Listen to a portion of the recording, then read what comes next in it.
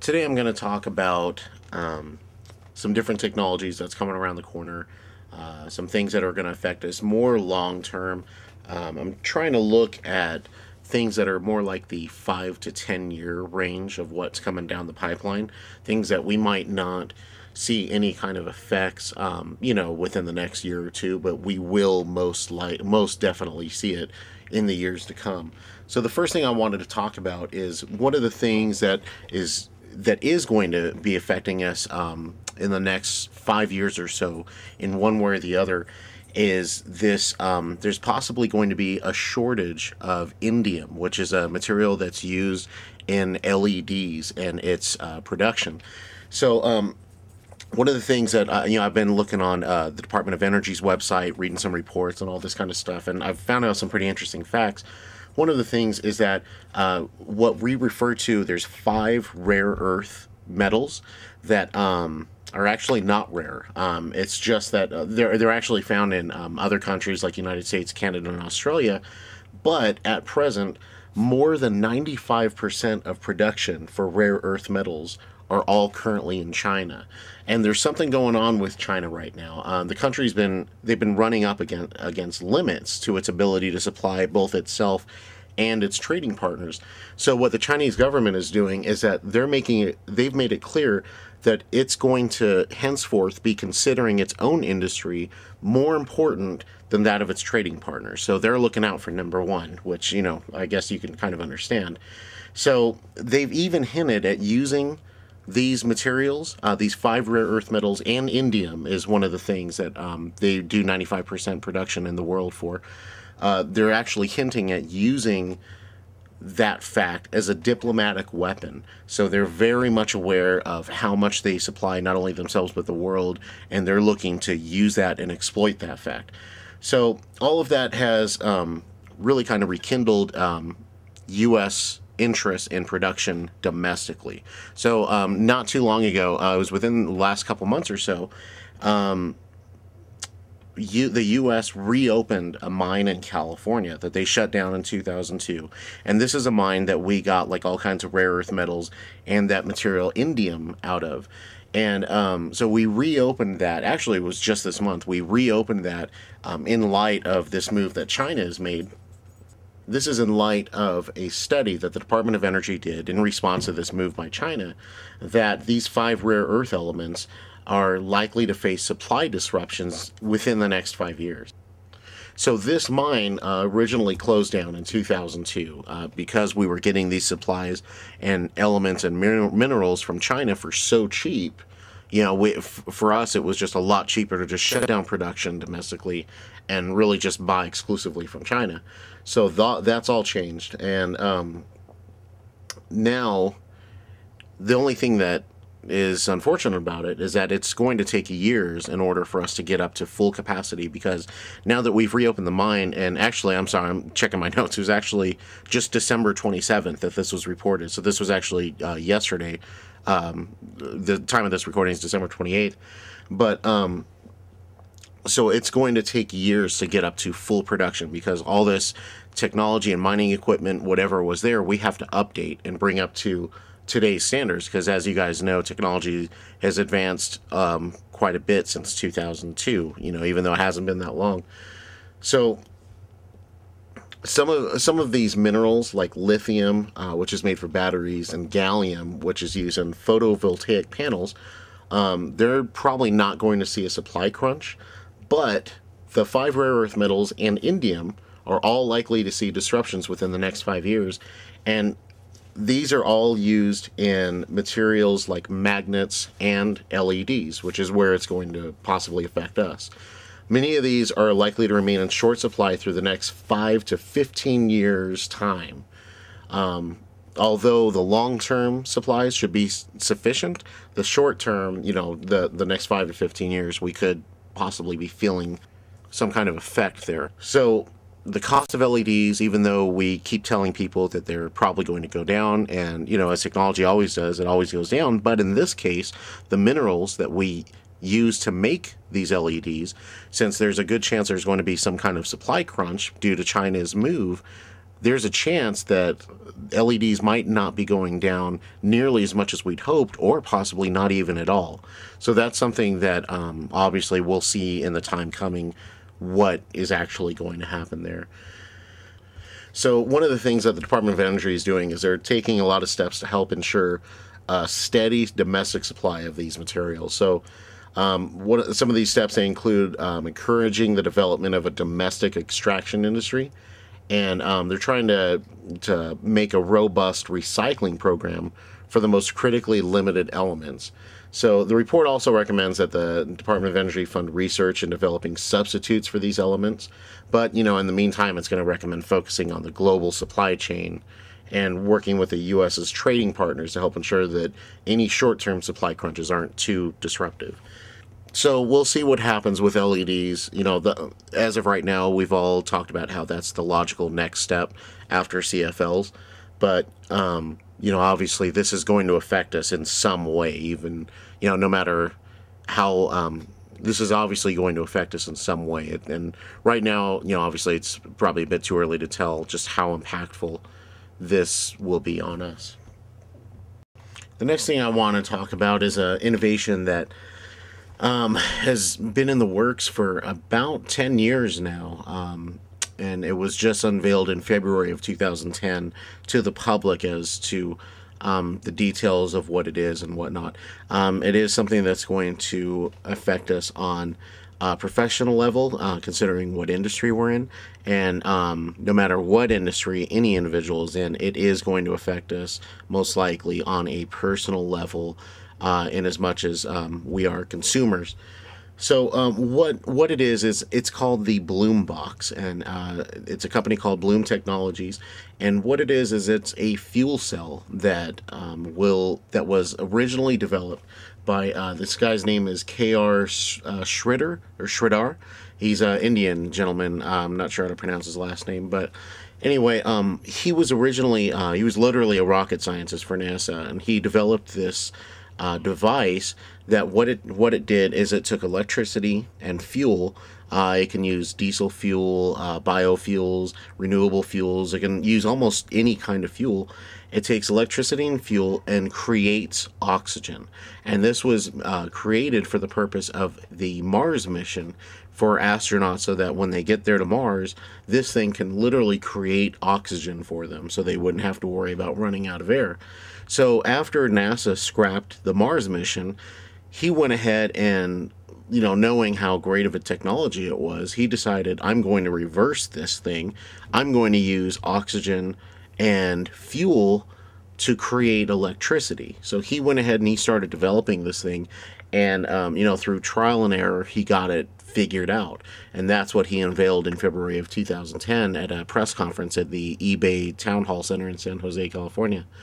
So one of their main goals that he's trying to do is to get the consumer and businesses, he wants to get everyone totally independent of the power grid. Obviously, that is a very big thing for us, considering the industry we're in and the people that pay our bills, essentially. So what this thing is it's a wafer. It's beach sand. That what he takes beach sand, he melts it into a ceramic wafer. It's like a cube, about the size of a common bathroom tile.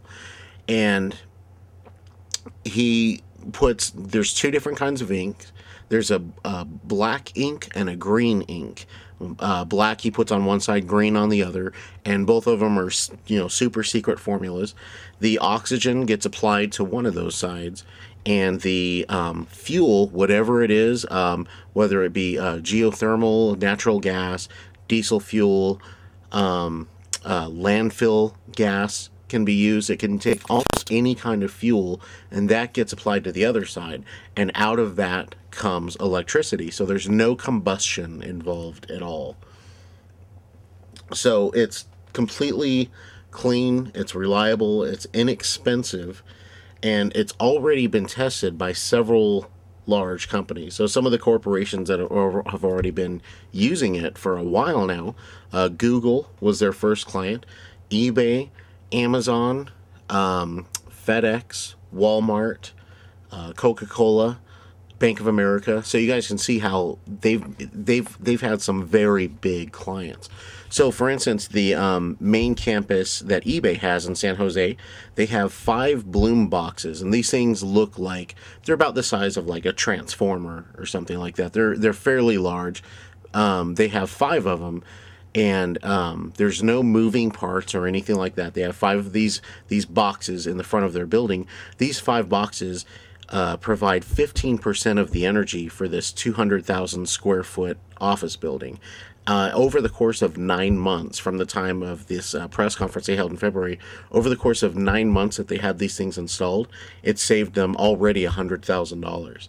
So what they estimate for each box, that it's about a 3 to 5 year return on investment. And then what they're anticipating right now is that with proper maintenance, these things will last about 10 years. So, I mean, imagine that even if you consider, even if you're pessimistic about those estimations, even if it takes 5 years for this thing to pay for itself, that's 5 years after that, that it's complete gravy, that it's nothing but free energy after that point. Each of these squares, each of these wafers, that's made from the beach sand into the ceramic wafer with the 2 different dyes of ink on each side. Each one of these wafers produces 25 watts of energy. So each one, and they're about paper thin, each one can power a light bulb, like a 23 watt CFL or, however many watts. Each one can power a light bulb, and what they do is they take these wafers and they put them into what they call stacks. And I don't know how many wafers go into a stack, but each stack is about, it looks like 4 to 5 inches tall, something like that. So they're very small. And what they do is, he claims that just one of these stacks, or no, I'm sorry, 2 of these stacks can power the average US home. 2 of these little stacks, imagine about 10 inches of a tile size stack holding in your hand, and that can power your entire home, everything, 24/7, 365 days out of the year. So another really cool thing about this is really how flexible these things are. It's really flexible with what kind of fuel can be used with it in conjunction with the oxygen which produces the electricity. Like I said earlier, it can use different fuels like natural gas. It can use ethanol. And the nice thing about it too, it's 2 times as efficient as energy from the grid. And what that means is that for the same amount of energy, you would only use half of the fuel with the Bloom technology that you would off of the grid. So to give you an idea, if you take 64 stacks, that would power a Starbucks. If you take, and that would be about, if you put them together in a box, it would be about the size of a refrigerator. That would power a Starbucks. If you take 4 of those boxes, that would power a supermarket. And, the cool thing too is this guy, K.R. Sridhar, he really is kind of a visionary, because he doesn't just want to profit off this thing. He's saying that he wants to change the world, that he wants to take these things, he wants to put a Bloom box in the middle of an African village that's never had power, and how much that can just totally change the lives of the people that are there. And one thing he showed was this really amazing image of the Earth at night, and it shows the concentration of lights in the United States, and like where civilization is, and what we deem modern civilization anyway, and all these places where you have these bright lights, cities and all this kind of stuff, and you see all these places. The United States is just this beacon of light, but you see all these places in South America, and especially Africa, where it's just dark.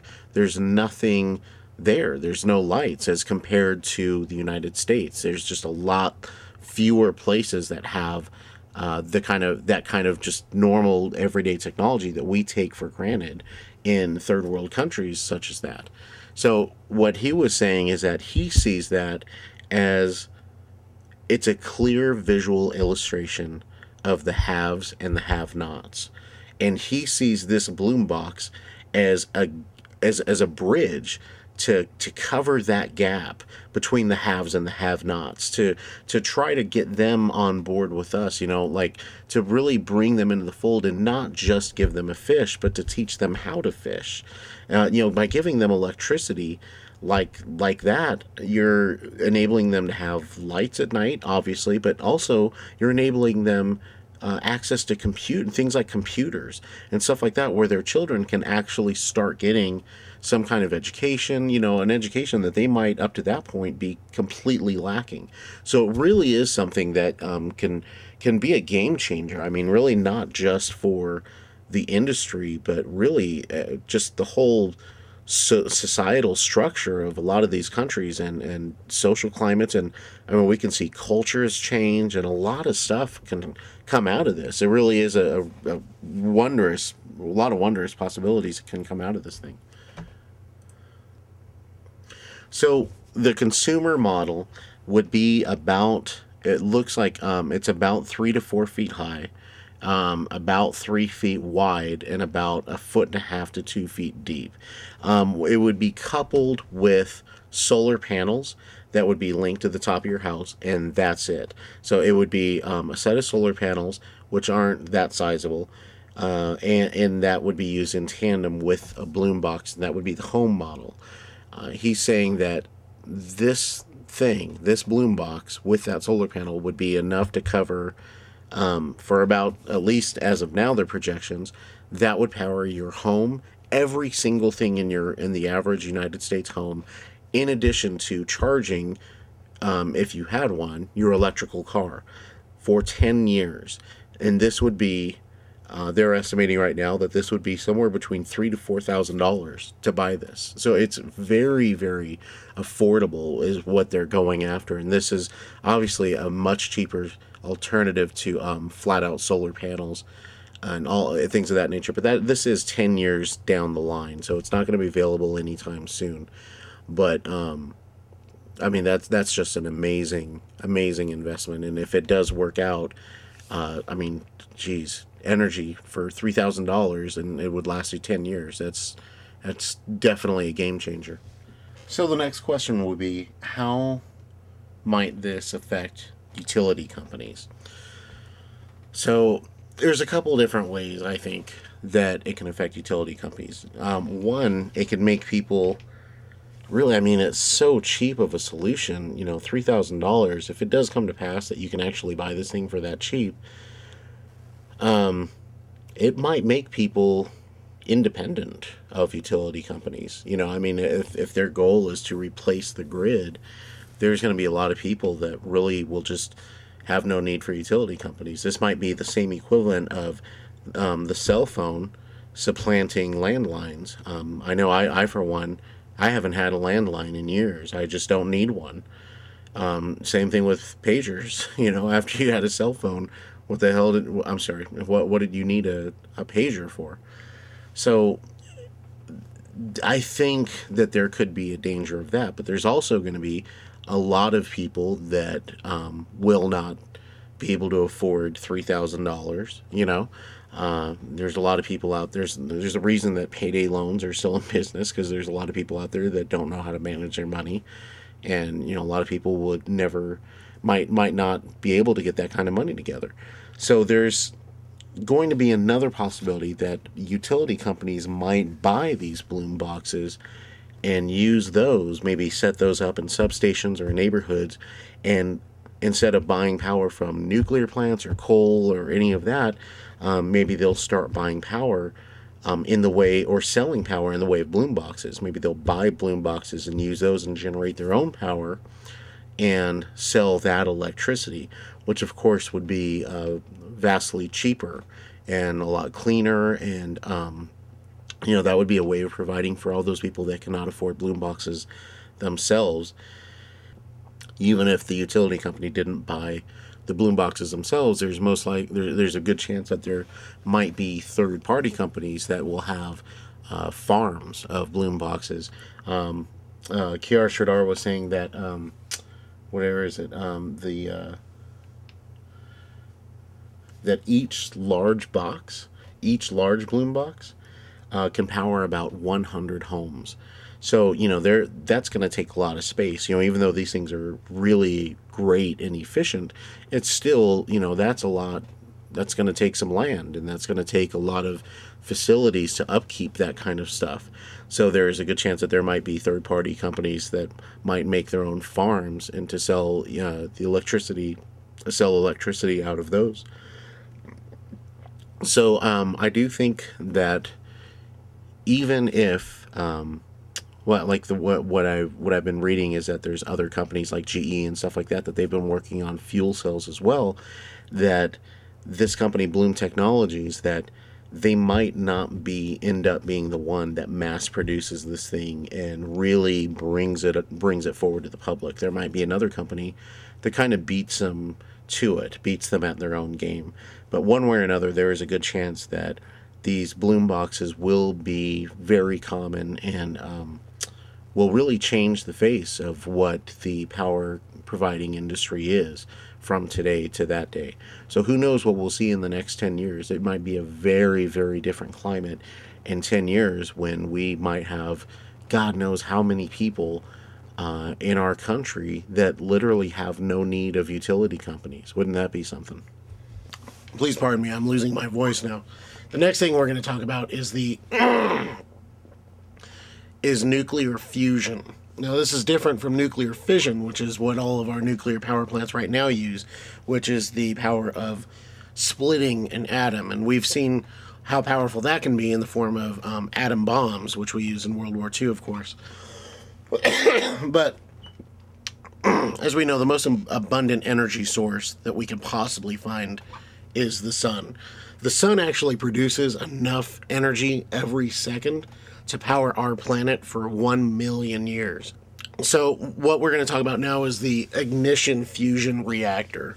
And what the goal of the ignition fusion reactor, it's not to harness the power of the sun, it's actually to replicate it. And again, this is using fusion rather than fission. What fusion does is it, rather than split atoms, it combines them. So these scientists at the what's called the Joint European Torus Research Facility near Oxford, they're researching fusion as a means of providing cheap, clean, and infinite energy. One of the biggest drawbacks of nuclear power plants that we use today is the problem of disposing their waste that they spend from the fuel that they have to use to power it, such as like, from like plutonium or uranium, stuff like that. And not only is there a problem of disposing it properly, but there's also the problem of potential accidents of having these radioactive materials released into our water or, in the air around populated areas. In contrast to this, a fusion power plant wouldn't produce any radioactive waste at all. It also, it can't melt down. It uses a clean and abundant source of fuel instead of plutonium or uranium. One of the key things that it uses is hydrogen. So this is a basic rundown on how it works. And none of us here are physicists, so I'm not going to try to get too in-depth with this, but here it is. So inside this fusion reactor, hydrogen atoms are heated to 150 million degrees Celsius, which to us, who are normally used to Fahrenheit, that's 270 million degrees. That's 10 times hotter than the core of the sun. So at this temperature, atoms are turned into plasma. Then they collide, and then they fuse, and that's where we get the fusion from. When the positively charged plasma ions overcome their naturally repulsive forces, meaning like these plasma ions are naturally repulsed from each other, kind of like opposite ends of the magnetic spectrum. But they actually, because of the intense heat, they're able to overcome that repulsion, and they fuse. And once they fuse, that's where the energy gets released, and that's the energy that we're harnessing from this process. The energy that's released is 1 million times more efficient than that of any nuclear power plant. And get this, 1 trillion times more efficient than fossil fuels. 1 trillion times. though the energy in the process is extremely clean and high in efficiency, the cost of the machine itself, that's the rub. That's the cost of the machine itself is extremely high right now, especially since it's still pretty experimental. In total, they use 160 safety checks before they actually start this reaction with the machine. And all of these safety checks, for the most part, these are not safety checks for the concern of the safety of people around. Obviously, they're concerned with that, but more than anything, these safety checks are to protect the machine itself, to safeguard from any failure that might damage the machine itself because it's just so expensive. So what these scientists have done up to this point is that they've created true nuclear fusion here on Earth, and they're creating energy the exact same way that the sun does. So get this, right? We get hydrogen. One way we can get it is from water. Water being H2O, 1 part hydrogen, 2 parts oxygen. 1 bathtub full of water would provide enough hydrogen for the fusion to supply 1 person for all of their energy needs. That would be transportation, food, heating, industrial needs, all that stuff for 30 years. 1 bathtub full of water, that much hydrogen, 30 years.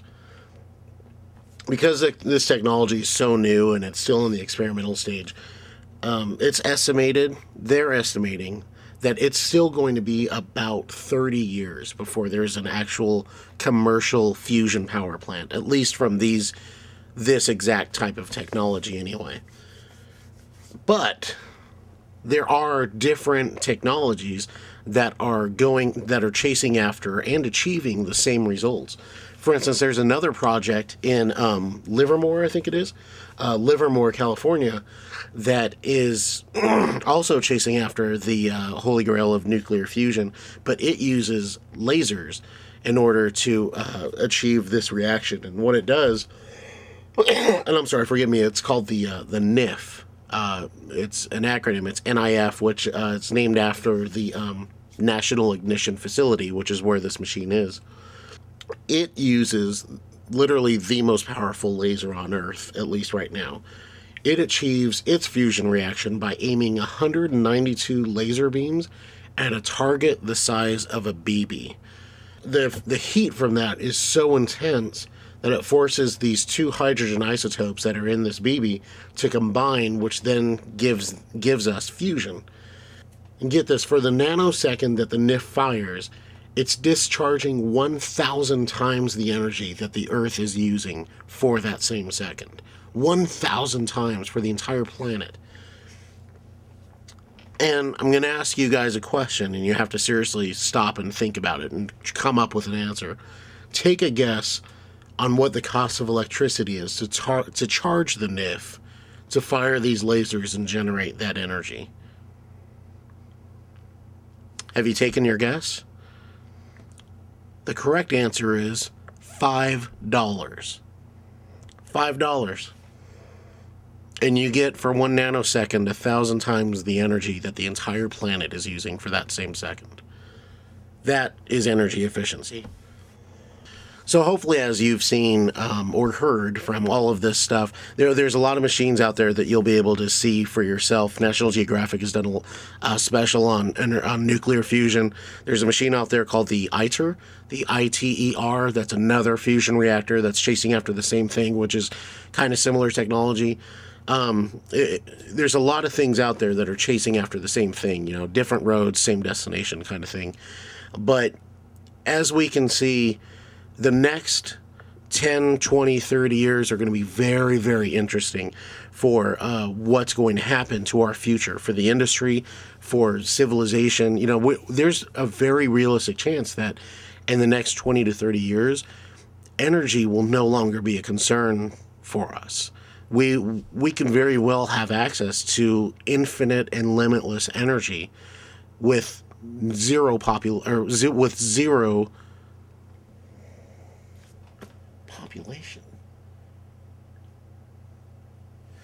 We might have access to infinite and unlimited.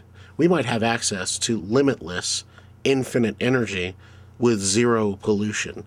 I mean, imagine how that's going to change everything. It's a total game changer. You know, everything, our whole thing is focused on energy conservation. And why is that? Because we don't want, as the utility company does not want to consume or have to buy or justify the burning of all these fossil fuels or coal or any of this stuff. Well, these fusion reactors, should they become mass produced and commercialized and available to all these, all these countries, that changes everything. Conservation at that point, at least in regards to energy, wouldn't be an issue. We're living in a very, very exciting time, and as the days go by, we're going to see amazing things brought to light of what people are discovering, what people are inventing, and these are things that are going to change the way we live. I mean, these are things that are going to change occupations. These are going to eliminate occupations, create other ones. It's going to change the climate, actually both literally and figuratively, potentially, of the earth. So these are very exciting times that we're living in, and I can't wait to see what the future brings.